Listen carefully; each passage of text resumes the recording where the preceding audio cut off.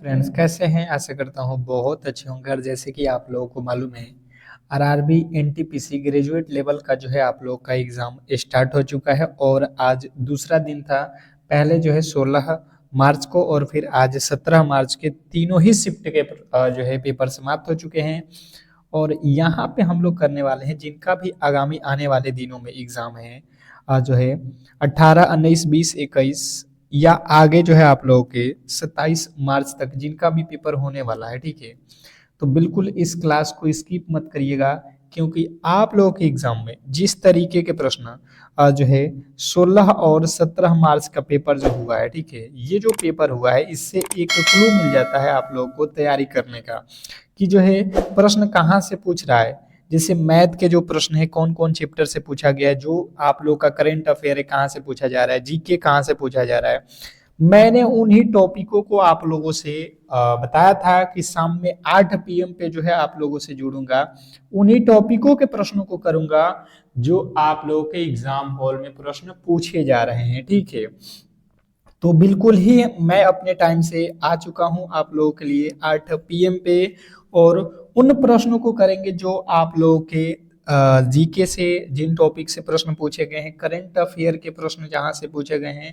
तो बिल्कुल मैंने जो है जीके और करंट अफेयर के प्रश्न भी रखे हैं और साथ में आप लोगों के मैथ के भी रखे हैं, रीजनिंग के भी रखे हैं।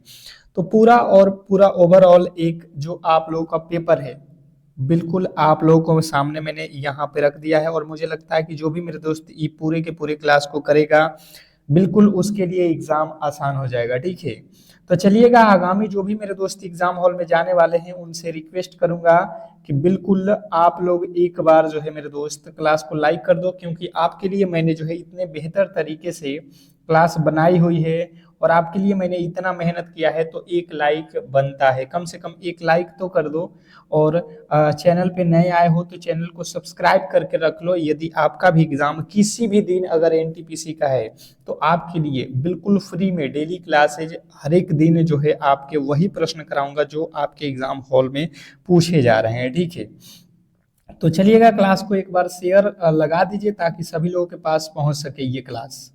अगला प्रश्न देखेंगे यहाँ पे कि जो है आप लोगों के सामने क्या कह रहा है कि भारतीय राष्ट्रीय कांग्रेस के किस अधिवेशन में पहली बार मौलिक अधिकारों से संबंधित प्रस्ताव पारित किया गया था।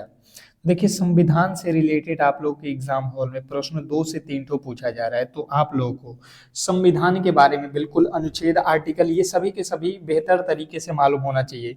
और खास करके ये जो है इम्पोर्टेंट बहुत प्रश्न है कि भारतीय राष्ट्रीय कांग्रेस के किस अधिवेशन में पहली बार जो है मौलिक अधिकारों से संबंधित प्रस्ताव पारित किए गए हैं। अभी आर्टिकल हर एक प्रश्न कराऊंगा, आर्टिकल से भी प्रश्न रखे हुए हैं मैंने, जो प्रश्न पूछे जा रहे हैं बिल्कुल उन टॉपिकों को मैंने कवर कर दिया है, ठीक है। कराची अधिवेशन 1931, ऑप्शन नंबर ए जो है आप लोगों के बिल्कुल राइट उत्तर है। नेक्स्ट प्रश्न आपके सामने है यहाँ पे कि जो है कुज कुजनेत्स्व वक्र अर्थशास्त्र में किसके बीच संबंध को दर्शाता है। कुजनेत्स्व वक्र अर्थशास्त्र में किसके बीच के संबंध को दर्शाता है, क्वेश्चन नंबर 2। तो आप लोग को याद रखना है कि ये जो है आप लोग के प्रति व्यक्ति आय और असमानता को दर्शाता है, प्रति व्यक्ति आय और असमानता को दर्शाता है। ऑप्शन नंबर सी जो है आप लोगों के बिल्कुल राइट उत्तर है। नेक्स्ट प्रश्न की ओर चलेंगे और अगला प्रश्न आपके सामने है, निम्नलिखित में से कौन सी नदी भ्रंश घाटी से होकर बहती है लेकिन अरब सागर में नहीं गिरती, क्वेश्चन नंबर 3। तीसरे नंबर प्रश्न के राइट उत्तर बताइएगा, बहुत बहुत इंपॉर्टेंट प्रश्न है। पूछा गया है कि निम्नलिखित में से कौन सी नदी भ्रंश घाटी से होकर बहती है लेकिन अरब सागर में नहीं गिरती। तो आप लोगों को याद रखना है दामोदर, ऑप्शन नंबर सी जो है आप लोगों के बिल्कुल राइट उत्तर है। नेक्स्ट प्रश्न आपके सामने है, चौथा नंबर प्रश्न की कोशिका के अंदर प्रोटीन के कारखानों के रूप में जाने जाने वाले जो है राइबोसोम का निर्माण कहाँ होता है, क्वेश्चन नंबर 4। चौथे नंबर प्रश्न के राइट उत्तर बताएंगे सभी लोग, क्वेश्चन नंबर चौथे के राइट उत्तर बताएंगे सभी लोग। प्रश्न में बोला गया है कि कोशिका के अंदर प्रोटीन के कारखाने के रूप में जाने जाने वाले जो है राइबोसोम का निर्माण कहाँ होता है। तो जिन्होंने बताया है यहाँ पे क्वेश्चन नंबर चौथे का राइट उत्तर यहाँ पे बी केंद्रिक, उनके बिल्कुल राइट उत्तर है केंद्रिक। ऑप्शन नंबर बी जिन्होंने चुना है उनका बिल्कुल राइट उत्तर है। नेक्स्ट प्रश्न की ओर चलेंगे और अगला प्रश्न आपके सामने है, भारतीय संविधान का अनुच्छेद 371 बी किस राज्य के संबंध में विशेष प्रावधान करता है। भारतीय संविधान का अनुच्छेद 371 बी किस राज्य के संबंध में प्रावधान विशेष प्रावधान करता है। तो जो भी मेरे दोस्त बता रहे हैं असम, उनके बिल्कुल राइट उत्तर है ऑप्शन नंबर सी।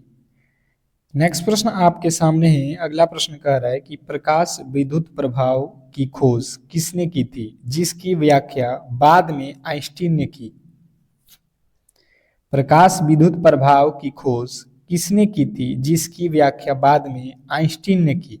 क्वेश्चन नंबर 6 का राइट उत्तर आपको याद रखना है कि ये जो है आप लोगों के हेनरिक हर्ट्ज ने किया है। ऑप्शन नंबर बी जो है आप लोगों को बिल्कुल राइट उत्तर है। नेक्स्ट प्रश्न की ओर चलेंगे और अगला प्रश्न आपके सामने है, विजयनगर साम्राज्य के किस शासक ने तुंगभद्रा नदी पर एक विशाल बांध बनवाया था और राजधानी तक नहरें निकलवाई थी। Question number 7। 7वें नंबर प्रश्न पे आ चुके हैं, सभी लोग बताने की कोशिश करेंगे और जिनका भी पेपर कल 18 मार्च को होने जा रहा है, मैं आप लोगों से अभी बता देता हूं कि सुबह के 5 AM पे आपके लिए एक रामबाण क्लास आएगा। उस क्लास को देखकर ही जाना एग्जाम हॉल में, किसी भी एंगल से उस क्लास को मिस मत करना, ठीक है। 100% आपको सिलेक्शन वाली क्लास होगी सुबह के 5 AM पे। आप अभी क्लास को लाइक करके चैनल को सब्सक्राइब करके बेल आइकन दबा देना ताकि उस क्लास की नोटिफिकेशन मिल जाए, ठीक है। भूलना नहीं, उस क्लास को देखकर ही जाना। तो जो भी मेरे दोस्त बता रहे हैं देवराय प्रथम ऑप्शन नंबर बी जो है आप लोगों के बिल्कुल राइट उत्तर है। नेक्स्ट प्रश्न की ओर चलेंगे और अगला प्रश्न आपके सामने है, निम्नलिखित में से कौन सा द्वितीयक प्रदूषक का उदाहरण है। निम्नलिखित में से कौन सा द्वितीयक प्रदूषक का उदाहरण है। Question number 8। 8वें नंबर प्रश्न के राइट उत्तर आप लोगों को याद रखना है, यहाँ पे ओजोन आप लोगों के राइट उत्तर है O3 ऑप्शन नंबर सी। द्वितीयक प्रदूषक का उदाहरण क्या है, ozone, option number C. Next प्रश्न आपके सामने है, प्रोजेक्ट टाइगर के तहत घोषित भारत का 54वां टाइगर रिजर्व धौलपुर करौली किस राज्य में स्थित है। Question number 9। ये सारे प्रश्न आप देखना, बहुत बहुत महत्वपूर्ण है आपके एग्जाम के लिए। तो धौलपुर करौली किस राज्य में स्थित है ये आप लोगों को बताना है। जो भी मेरे दोस्त बता रहे हैं राजस्थान में है, ऑप्शन नंबर सी उनके बिल्कुल राइट उत्तर है। इसमें कहीं से भी आपके डाउट नहीं होना चाहिए। नेक्स्ट प्रश्न आपके सामने है, संसद के सचिवालय का वर्णन संविधान के किस अनुच्छेद में किया गया है। संसद के सचिवालय का वर्णन संविधान के किस अनुच्छेद में किया गया है। Question number 10। 10वें नंबर प्रश्न के राइट उत्तर बताएंगे सभी लोग। क्वेश्चन नंबर 10 पे आ चुके हैं और 10वें नंबर प्रश्न के राइट उत्तर जिन्होंने बताया है अनुच्छेद 98 बिल्कुल राइट उत्तर है। अगला प्रश्न देखिएगा, यहाँ पे कह रहा है कि वर्ष 2025 में 69वें राष्ट्रीय फिल्म पुरस्कारों में किस फिल्म को सर्वश्रेष्ठ पिक्चर फिल्म का जो है पुरस्कार मिला। देख रहे हो, ये करंट अफेयर के प्रश्न है। आपको बेहतर तरीके से एक बार भी इस क्लास को देख लेते हो तो मुझे लगता है कि जब भी ये प्रश्न आपके सामने आएगा तो आप आसानी से कर लोगे, ठीक है। क्योंकि आपको एग्जाम हॉल में कुछ ही समय में जाना है, तो मुझे लगता है कि एक बार सनसनी नजरों से भी आप देख लोगे तो बिल्कुल आप आसानी से करके आओगे।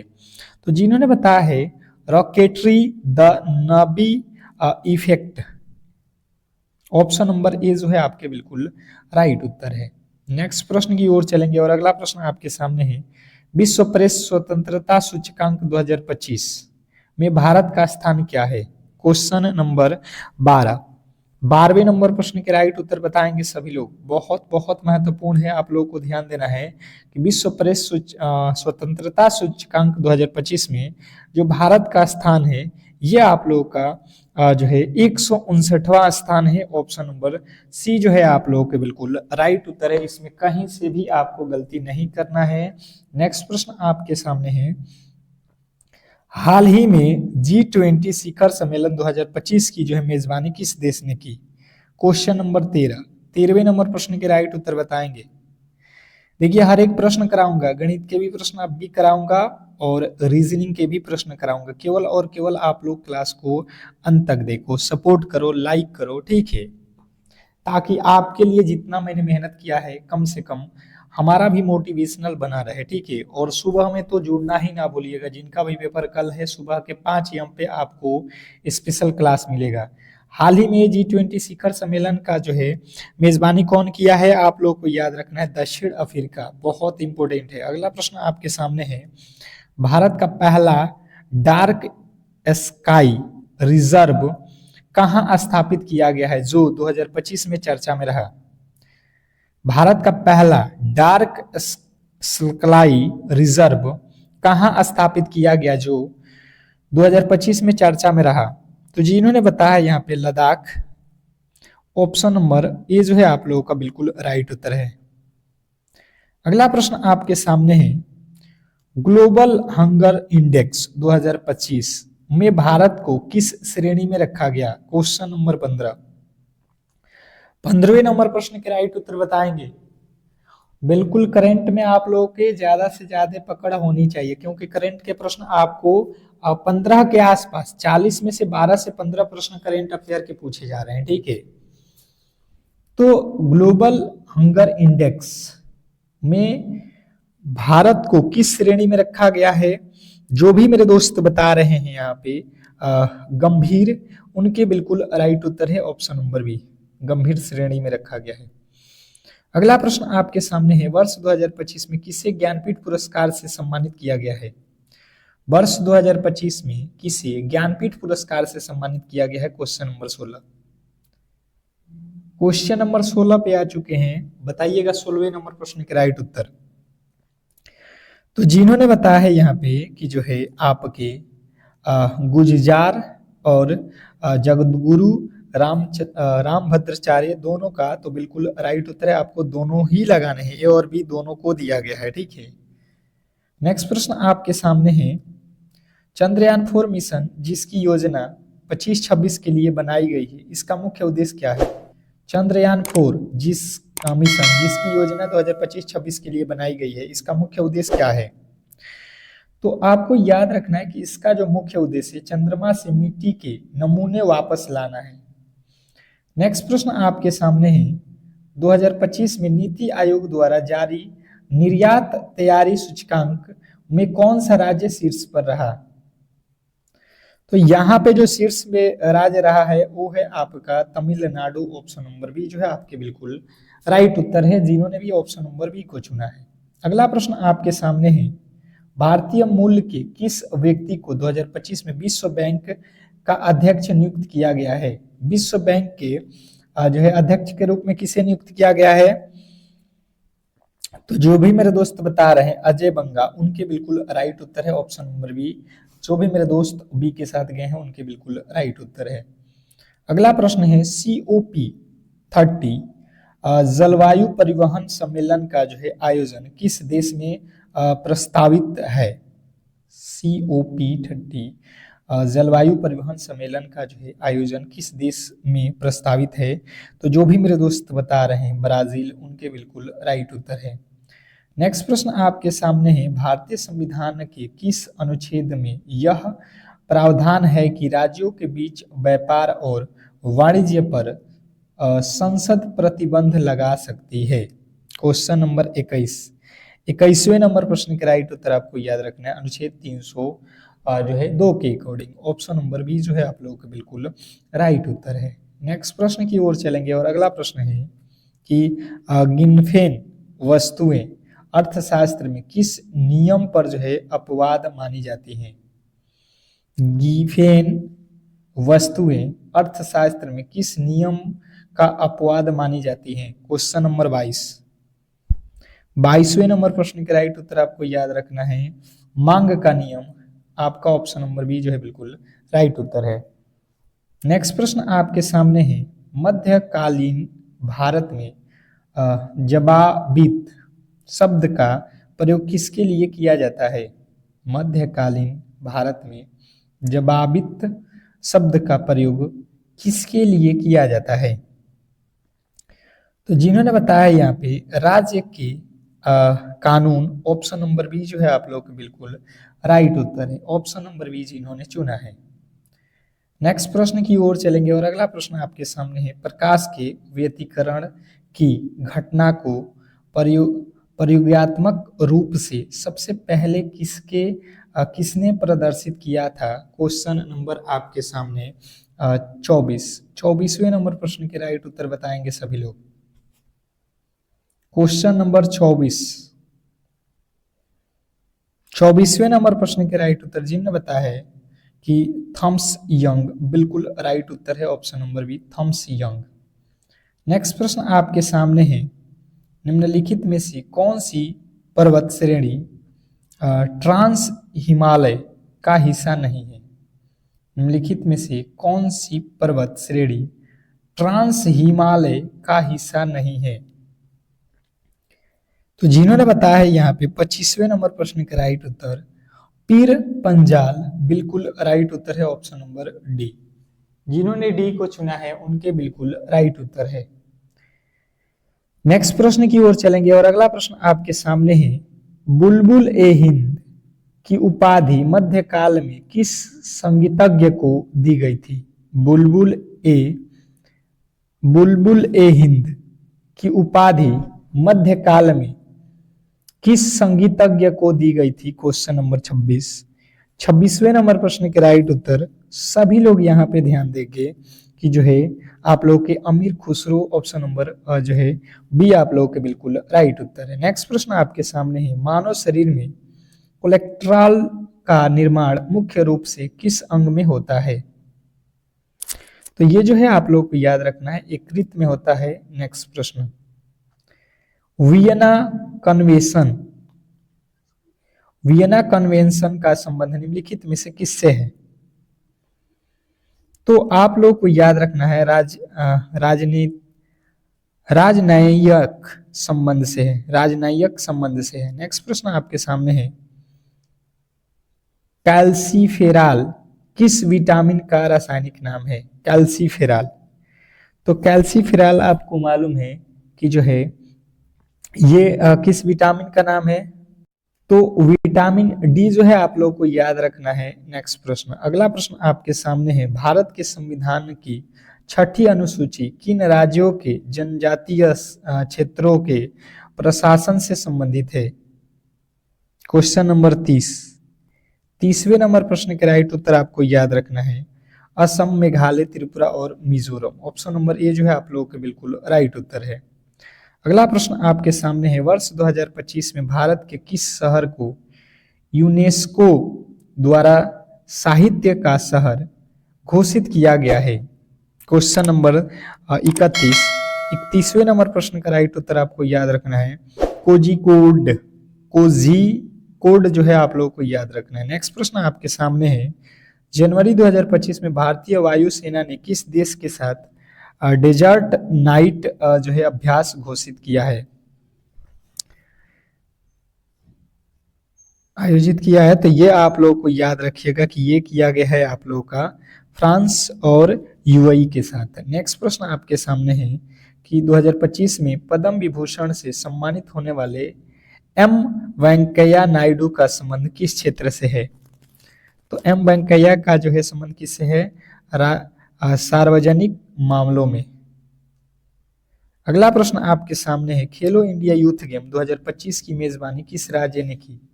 खेलो इंडिया यूथ गेम की मेजबानी कौन से देश ने कौन से राज्य किया है? तमिलनाडु। अगला प्रश्न आपके सामने है कि वर्ष 2025 के विमंडल टेनिस टूर्नामेंट में पुरुष एकल का खिताब किसने जीता? तो जिन्होंने बताया है यहाँ पे कि जो है कार्लोस अलकराज बिल्कुल राइट उत्तर है। नेक्स्ट प्रश्न आपके सामने है, हाल ही में सूर्य का अध्ययन करने के लिए भेजे गए जो है भारत के मिशन आदित्य L1 ने 2025 में किस बिंदु पर सफलतापूर्वक स्थापित होकर डेटा भेजना शुरू किया? तो जो भी मेरे दोस्त बता रहे हैं कि यहाँ पे L1 बिंदु, ऑप्शन नंबर ए जो है आप लोगों के बिल्कुल राइट उत्तर है। अगला प्रश्न है, 2025 में जारी हेंगले पासपोर्ट इंडेक्स में भारत पासपोर्ट की रैंकिंग में क्या है? तो आप लोग को याद रखना है, इसका रैंक है 82वां। नेक्स्ट प्रश्न आपके सामने है, मार्च 2025 में भारत के नए जो है लोकपाल के रूप में किसे नियुक्त किया गया? तो नए लोकपाल के रूप में न्यायमूर्ति M.N. खानविलकर को जो है नियुक्त किया गया है। अगला प्रश्न आपके सामने है, विश्व का पहला AI सुरक्षा संस्थान 2025 में कहाँ सक्रिय हुआ? तो आप लोगों को याद रखना कि यह जो है ब्रिटेन में हुआ, यूके। नेक्स्ट प्रश्न आपके सामने कि जो है 2025 में घोषित 69वें फिल्म फेयर पुरस्कार में सर्वश्रेष्ठ फिल्म का पुरस्कार किस फिल्म ने जीता? तो ये सर्वश्रेष्ठ फिल्म का पुरस्कार 12th फेल को मिला। ऑप्शन नंबर ए जो है आप लोगों के बिल्कुल राइट उत्तर है। नेक्स्ट प्रश्न की ओर चलेंगे और अगला प्रश्न आपके सामने है, देखिएगा यहाँ पे गणित का प्रश्न आ चुका है। और फिर से कह रहा हूँ कि जो भी मेरे दोस्त मेरे क्लास को लाइक नहीं किए हो यार, तो कम से कम लाइक कर लो, और चैनल को सब्सक्राइब नहीं किए हो तो कर लो, क्योंकि जिस दिन भी आपका एग्जाम रहेगा सुबह में आपको उस दिन 5 AM रामबाण प्रश्न मिलेंगे, जो कि 100% सिलेक्शन वाली क्लास होगी, ठीक है। तो बिल्कुल ही आपको कल जिनका भी पेपर है उनको 5 AM पे बिल्कुल एक क्लास आएगा, उसको करके ही जाना है एग्जाम हॉल में। अब देखिए कह रहा है कि एक ठोस बेलन की त्रिज्या 7 सेमी और कुल पृष्ठ का क्षेत्रफल इतना है, तो बेलन की ऊंचाई ज्ञात करें। वेरी वेरी इंपॉर्टेंट प्रश्न है, आपको क्षेत्रमिति से प्रश्न पूछे जा रहे हैं और कहीं ना कहीं क्षेत्रमिति के फॉर्मूले आपको याद होने चाहिए। बाकी है बहुत इजी। आपको सबसे पहले यहाँ पे दिया है पृष्ठीय क्षेत्रफल किसका? तो ठोस बेलन का। बेलन का पृष्ठीय क्षेत्रफल क्या होता है सबसे पहले आपको मालूम होना चाहिए। हम कह रहे हैं कि जो है बेलन का पृष्ठीय क्षेत्रफल होता है 2πr into R plus H। इसने कहा नहीं भाई साहब, बेलन की जो है कुल पृष्ठ का क्षेत्रफल 1144 है। आप यहाँ पे 1144 लिख दो, बराबर में आपको मालूम है कि 2 पाई का वैल्यू आपको मालूम है 22/7 और R का वैल्यू मालूम है 7 इंटू यहाँ पे 7 और प्लस का H रख लो। बस इसी के सॉल्व कर दो, ये 7 से 7 कट जाएगा और ये जो है 11 के पहाड़े में 2 मर्द में, ये 11 के पहाड़े में 1 0 4 हो जाएगा। अब यहाँ पे कितना हो जाएगा? 2 दूना का 4, 4 के पहाड़े में कट जाएगा, बिल्कुल कट जाएगा। कितना हो जाएगा? 4 दूना का 8, 4 छके 24, 26 हो जाएगा। इधर 26 हो गया, प्लस यहाँ पे बचा हुआ है 7 प्लस H, यानी कि इधर आएगा तो 26 माइनस 7 हो जाएगा, तो आपका वैल्यू आ जाएगा 19 सेंटीमीटर जो है इसकी ऊंचाई है, जो कि ऑप्शन नंबर बी में दिया गया है। तो मुझे लगता है कि आप बेहतर तरीके से करके आओगे, ऐसे प्रश्नों में गलती नहीं करोगे, ठीक है। नेक्स्ट प्रश्न की ओर चलेंगे और अगला प्रश्न आपके सामने है, कह रहा है यहाँ पे 15,000 की राशि पर 16% वार्षिक ब्याज के दर से 3 महीने का चक्रवृद्धि ब्याज क्या होगा यदि ब्याज तिमाही संयोजित होती है? यदि ब्याज तिमाही संयोजित होती है तो जो है आप लोगों को यहाँ पे बताना है। तो सबसे पहले आप देखो यहाँ पे कि जो है 16% वार्षिक ब्याज है, 3 महीने का चक्रवृद्धि ब्याज ज्ञात करना है। यदि ब्याज तिमाही, तिमाही का मतलब क्या होता है? हर 3 महीने पे, हर 3 महीने पे। तो पूरे के पूरे महीने कितने हैं एक वर्ष में? जो है 12 में 3 से भाग दे दो, यानी कि 4 बार आपको जो है ब्याज देना पड़ेगा। यानी टोटल ब्याज 16% देना है तो 4 से भाग दे दो, यानी कि 4% 4 बार देंगे हम लोग, हर 4 महीने पे देंगे, सॉरी हर 3 महीने पे देंगे 4 बार, ठीक है। तो अब यहाँ पे जो है, यहाँ पे 3 से यहाँ पे भी भाग दे दो, तिमाही में 3 से भाग दे दो, यानी कि हर 3 महीने में देना है क्योंकि तिमाही है। तो 9 महीने यानी कि 3 वर्ष लगा लेना या 3 महीने पे लगा लेना। तो CI बराबर आपको मालूम है कि CI बराबर फॉर्मूले क्या होता है, CI का लगा लेना आप। CI बराबर आप फॉर्मूले लगा सकते हो क्या, तो P into 15,000 into 1 plus R का वैल्यू कितना है 4/100 के पावर n का मतलब कितना समय 3 -1 कर लेना है। अब इसी के सॉल्व करोगे आप आसानी से कर सकते हो इसको सॉल्व, थोड़े से गुणा कैलकुलेशन आपको करना पड़ेगा। यहाँ पे 4 के पारे में 25 एक 26 बटा आ जाएगा आपका नीचे कितना 20 25 25 और पावर 2 और यहाँ पे -1 कर लेना। अब इसको सॉल्व करोगे आप काट पीट करोगे तो आपका जो राइट उत्तर बनेगा यहाँ पे ये हो जाएगा 1872.96। ठीक है, नेक्स्ट प्रश्न आपके सामने है, कह रहा है कि 1 degree 2 degree 3 degree D2 10 89 degree का मान क्या होगा। तो आप बिल्कुल क्लियर यहाँ पे समझ लो कि इसमें होने वाला क्या है। यहाँ पे जब आप समझोगे तो देखो tan एक को बदलोगे तो tan का उल्टा क्या हो जाएगा कट 89 और अंत में क्या है tan 89। ये जब गुणा में है, ये क्या है आपको गुणा है, बिंदु का मतलब क्या है गुणा, इन दोनों का गुणा करोगे tan गुणे cot बराबर होता है 1। उसी प्रकार आप tan 2 को बदलोगे तो tan का उल्टा क्या हो जाएगा cot 88 और यहाँ पे tan का 89 के पहले क्या हो जाएगा tan 88। तो यहाँ से tan और cot यहाँ पे भी गुणे 1 यानी गुणे 1 करोगे कुल मिला के 1 ही आएगा। आपका राइट उत्तर ऑप्शन नंबर सी। मुझे लगता है कि आसानी से आप समझ गए होंगे, गलती नहीं करेंगे किसी भी एंगल से। नेक्स्ट प्रश्न आपके सामने है, कर आपका अगला प्रश्न कि दो संख्याओं का लसअप यहाँ पे दिया गया और उनका मसअप यहाँ पे दिया गया, यदि एक संख्या इतना है तो दूसरी संख्या ज्ञात करें। मैंने बार बार आप लोगों को इस टाइप के प्रश्न बताया हुआ है और बताते हैं कि ये प्रश्न आएंगे आपके एग्जाम हॉल में। देखिए एलसीएम गुणे एचसीएफ बराबर पहली संख्या और गुणे दूसरी संख्या, आपको मैंने ये बताया था। बिल्कुल इसी पे रख लो, एलसीएम कितना है 480 गुणे 160 एचसीएफ है बराबर पहली संख्या कितना है 480 ही है गुणे दूसरी संख्या हम लोगों को बताना है। तो ये 480 से तो 480 कट जाएगा यानी 160 ही बचेगा भाई साहब। ये तो बिल्कुल सिंपल है, ऑप्शन नंबर ये ही आपको राइट उत्तर हो जाएगा। अगला प्रश्न आपके सामने है, एक नाव धारा के अनुकूल यानी कि धारा के दिशा में 32 किलोमीटर प्रति किलोमीटर, धारा के प्रतिकूल 14 किलोमीटर प्रति घंटा में कुल दूरी 6 घंटे लेती है। यदि धारा की गति 3 किलोमीटर प्रति हो तो शांत जल में नाव की जो है चाल आप लोगों से पूछा गया है। आप यहाँ पे देखोगे तो सबसे पहले आप क्या करोगे, यहाँ पे दिया गया अनुकूल यानी कि